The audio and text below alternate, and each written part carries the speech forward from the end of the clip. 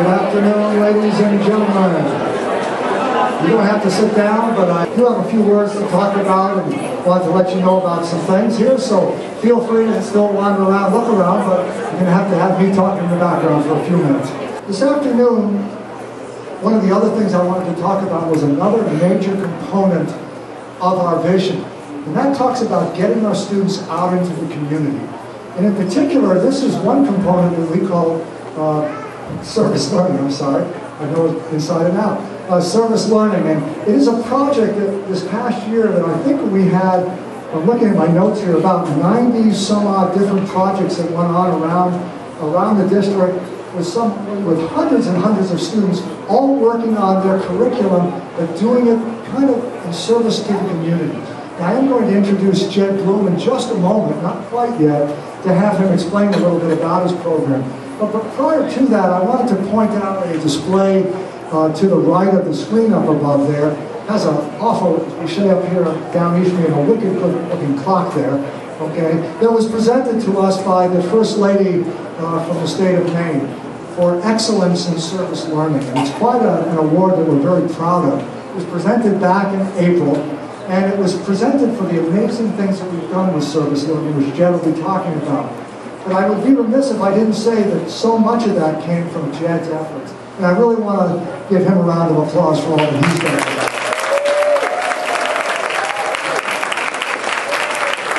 So at this point, let me bring Jed up and let him talk to you a little bit about service learning in Sanford, Maine. Thank you. Thank you.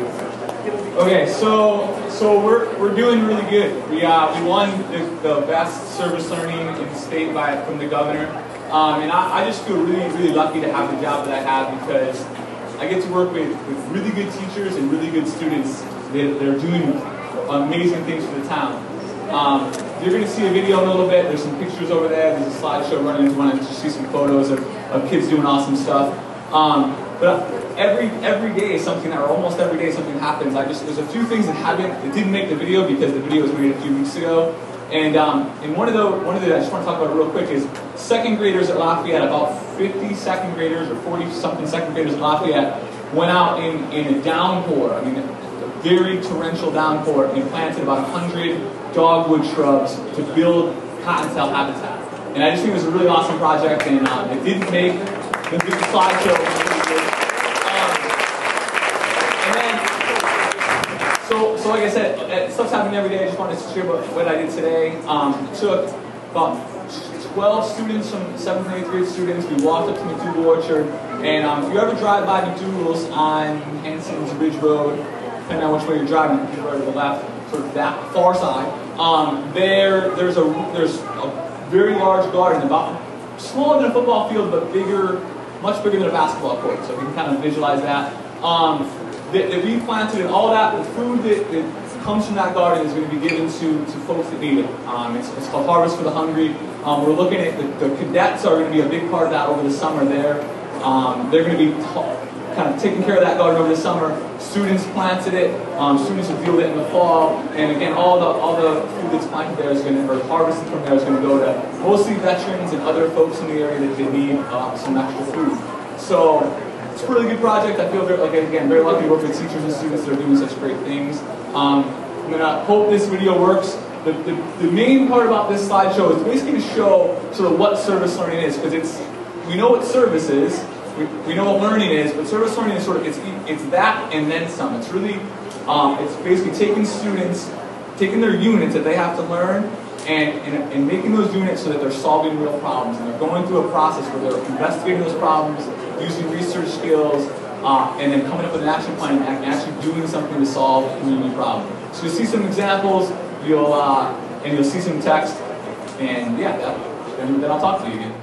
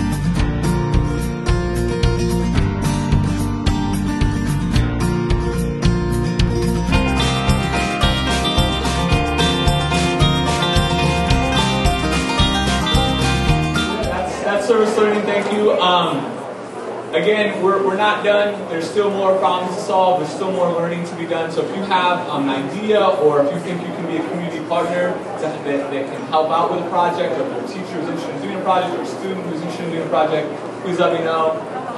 jbloom@sanford.org is the email. But we wanted to more. That's a celebration of learning. So we basically got it. The governor gave a clock to David, which is great. But we wanted to that.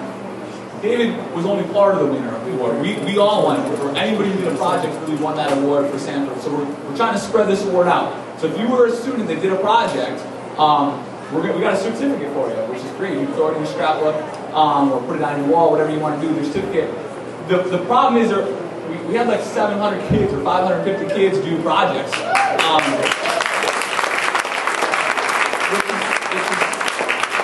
Really big. It's getting those certificates to the students is logistically challenging. So here's what we did.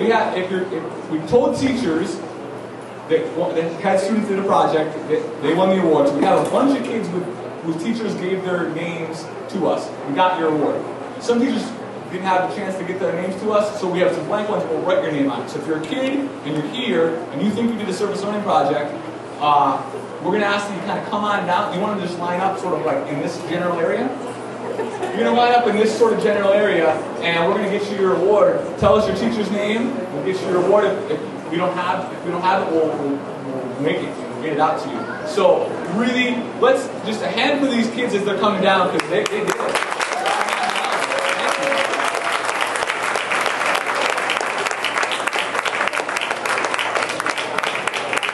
I wanted to introduce a couple of folks that have come around this afternoon.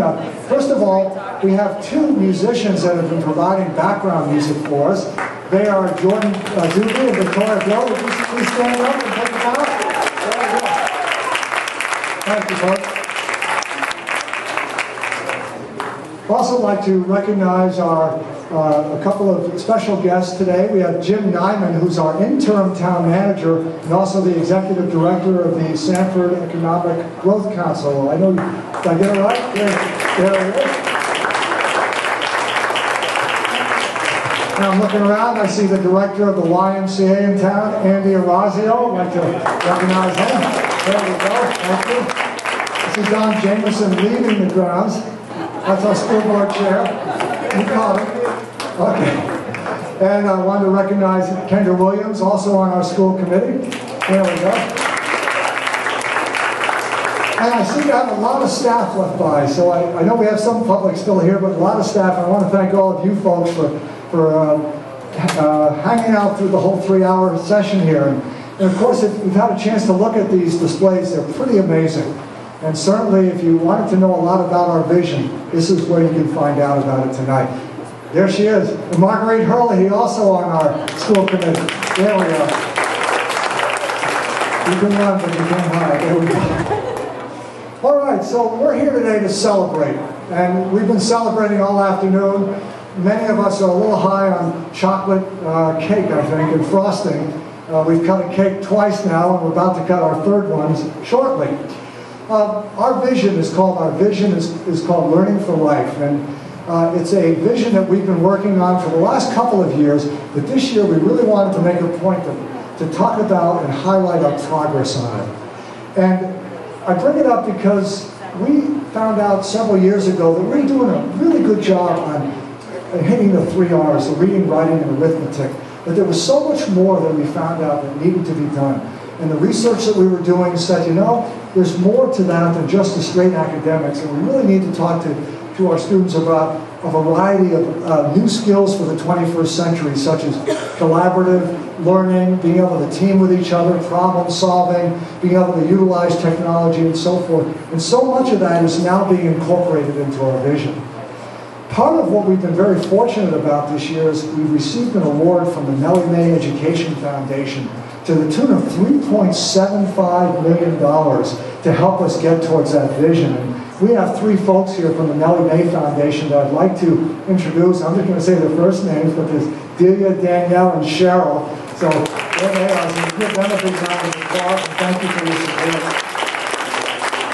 You know, what an endorsement for Sanford to have one of the largest philanthropic organizations on the East Coast recognized Sanford and put their funds towards us, and I thank you folks for that. Our vision talks about a variety of different components. One of those components is the idea of how do we change the way we do business in the classroom. And we talk about student-centered, proficiency-based learning, and we say, okay, what's that about? Well, that's kind of what the key part of our vision is to say, can we teach a little differently? Maybe structure our classroom just a little bit differently. Maybe a classroom where students have to be just a little more responsible, and you know what? We don't let them go on until they can actually show us that they know the stuff. Because it's really important. We don't want graduates going out that can't prove that they know, the requirements that we want. Now what we're saying is, let's teach them in a variety of different ways, because not everybody just learns sitting in chairs in a lecture hall. And so one of the neat things about our vision is we've also expanded the way we do business. It's not just traditional classrooms all the time, which works for many students, but we've incorporated something that we call extended learning opportunities. And we were very fortunate last year with some of the Nellie Mae planning money that we got to hire really an inspirational leader for that program, Pam Cote, who has taken that program and worked with many, many different community organizations and businesses and just made this dynamite program. I'd like to introduce Pam, who will tell you a little bit more about the program. Thank you. Good afternoon, everyone. It's exciting to be here. We started working on ELOs, is the easier way to say them, about 10 months ago. And we had our first student last August earn academic credit, and our goal through our planning grant was 16 students by the end of the school year. And my personal goal was 20, and I handed out my 20th application today. So I made it before Thursday. Very exciting. I'm going to show you a video in a couple minutes that gives a lot of specifics about ELOs, but basically it's giving a student a chance to experience school outside of our school walls. They're placed at a community partner site, and they have a mentor that they work with. They have a customized learning plan that they have figured out. They tell us what they want to learn, how they want to learn it, how they want to demonstrate that they've learned it, and they work with a highly qualified teacher in that area.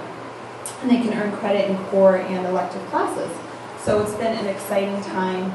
And I especially want to thank, I've listed on my board all of the businesses and organizations that have stepped forward this year to officially mentor a student. I see Mr. Eastman here who said yes at the Historical Museum, and Jonathan Mapes from HA Mapes, and Andy, your 5th student at the Y, is starting next week. We've had 5 students at the YMCA with physical education credit.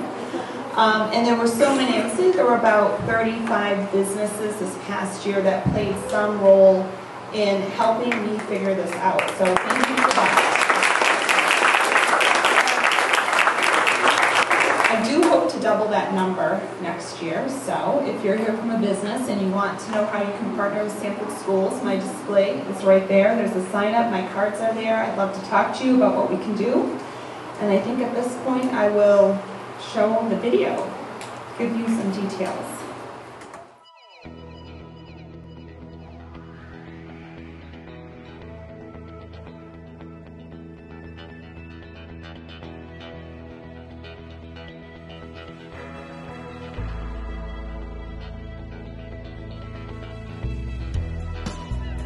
An extended learning opportunity gives a student a chance to meet learning targets outside of the school at a community partner site.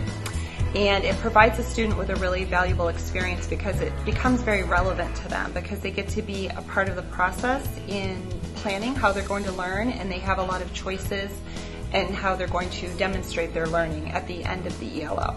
I think most importantly, it allows them to experience success and growth both academically and personally outside of our school walls and in our community. So there's a real-world connection there, and our students see that our community is interested in them and wants them to be successful and to learn and to engage.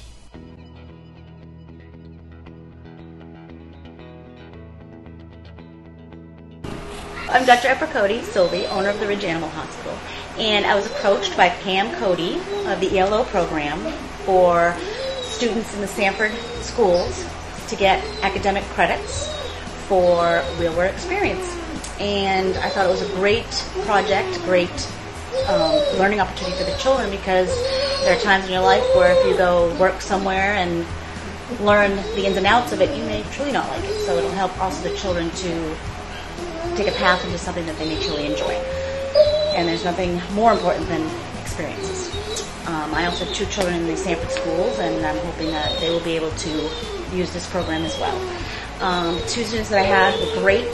They learned a lot. They helped a lot. They asked a lot of questions, which was good. The children in this program are also wanting to learn and know, and I will most certainly continue with this program and help out as much as I can. Pam Cote came to me and talked about doing an ELO.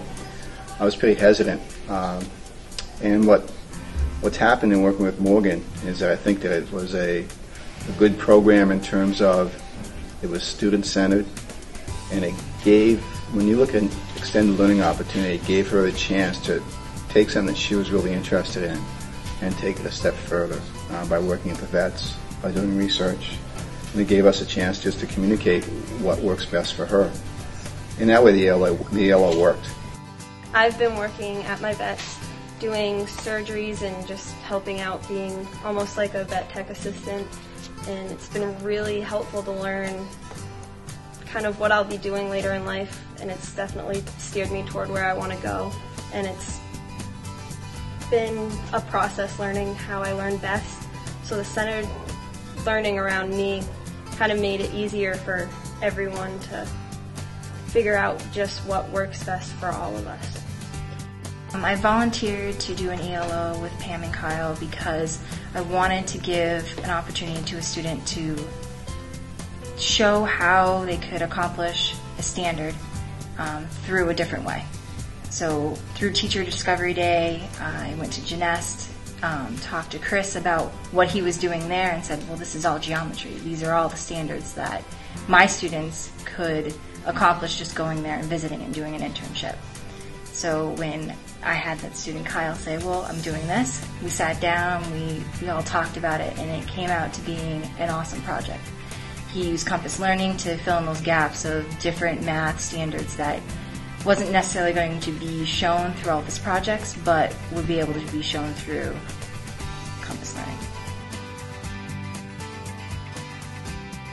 So this culminates this exciting project. I'm really interested to hear what the students have come up with. First we did the weight medium. It means a lot to us for you to get a little taste of what manufacturing and real world business and competing out there in the marketplace is all about. So I hope that for some of you this sparked an interest, and for some of you maybe it told you this isn't what I want to do, which is also valuable. As a final note, I just want to say how much I appreciate the work that went into this, and also on your teacher's part to take time out of the regular curriculum to inject this different part. It feels awkward. It feels like you're doing something you're not quite sure what the question is or how to approach it, and all that's very real world and really good experience. So I really appreciate your flexibility, your hard work, and your open spirit. So thanks.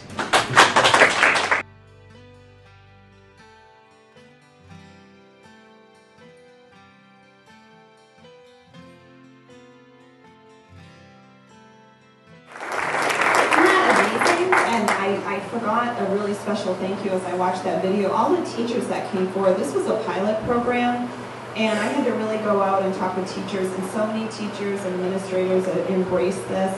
And a big missing piece in there is the parents, because the response to ELOs has been overwhelming. They've really been happy with what their child, their son or daughter has been able to do. So, thank you. And I think with that, I'm going to ask, if you will, we'll have the cake cut up and a little bit more sugar before you go home for dinner, and that'll be great. I'd ask that you take a look around before we finish up today and ask any questions that might be there. And I thank everyone for coming out tonight. Thank you very much.